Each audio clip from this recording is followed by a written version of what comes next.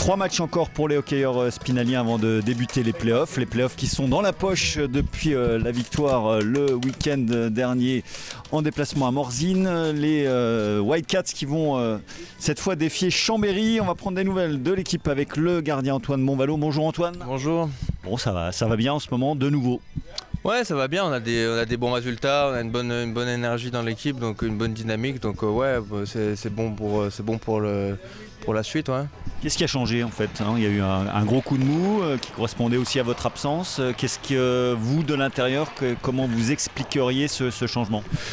Après c'est un petit coup de mou qui arrive dans toutes les saisons de toutes les équipes, hein, et on ne fait jamais une saison parfaite, donc bon après c'était voilà, des fois on peut travailler puis ça tombe pas de notre côté, puis il suffit d'attendre un peu et d'être patient et puis au final ça finit par tomber de notre côté.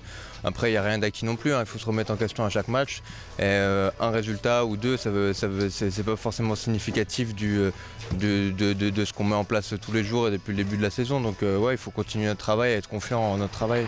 La recette en ce moment c'est aussi de la solidité. Vous restez sur deux matchs avec un seul but encaissé, avec des grosses prestations du gardien qui est en face de nous. Ça compte évidemment beaucoup.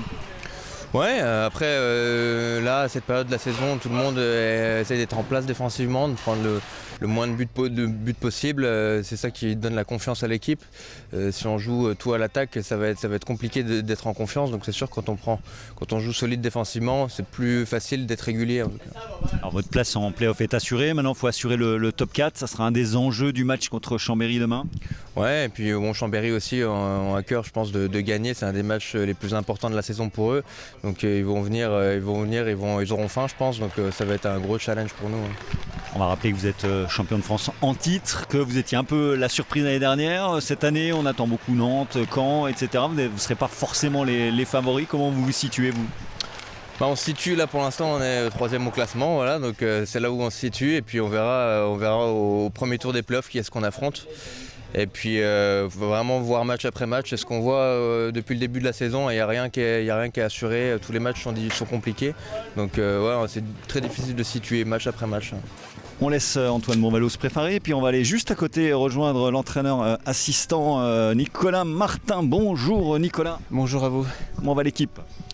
Bien, pour l'instant, on a hâte de finir cette saison du mieux possible et puis de penser aux playoffs.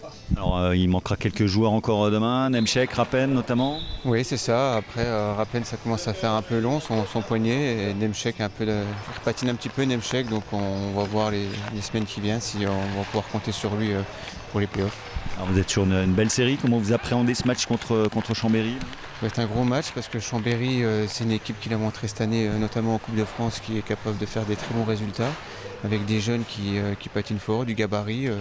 Puis regarder le match contre Dunkerque, on voit que c'était vraiment au niveau. Donc ça va être un match important, encore plus important pour eux pour assurer leur place en play-off. Et puis nous, surtout de ne pas nous relâcher et de penser que voilà, le plus dur est fait, qu'il faut prendre un peu de temps pour souffler. Au contraire, il faut se mettre dans des conditions play-off et faire un gros match à domicile. Il reste 3 matchs, donc ce match-là, ensuite vous irez à Caen et vous recevrez Valenciennes pour accrocher le top 4 qui est l'objectif. Oui, c'est ça, l'objectif de début de saison, hein, c'était le top 4, sachant que pour l'instant on fait une bonne saison parce qu'on a plus de points que la saison dernière, donc ça c'est déjà un plus. Mais on va essayer de garder cette place dans les 4 et je pense que ça va être tendu jusqu'au bout. On va se projeter un petit peu sur les playoffs. L'année dernière, on ne vous attendait pas forcément, vous avez été champion de France. Cette année peut-être encore un peu moins. Comment vous vivez les choses, vous ? Nous après, une fois qu'on est en playoff, on va passer dans un autre mode et puis là tout est remis à zéro et pour moi il n'y a pas de calcul. On peut voir qu'il y a quand même des équipes peut-être un peu plus armées que nous comme Nantes, peut-être Caen, mais après voilà, des Dunkerque, Strasbourg, franchement ça va être une bataille, je pense que ça va être une belle bataille dans les playoffs. Le public de Poisson Prêt a forcément hâte, encore 3 matchs de saison régulière avant d'arriver à ces playoffs. Premier volet du triptyque ce samedi face à Chambéry. Première mise au jeu à 18h05, résumé dans nos infos de lundi.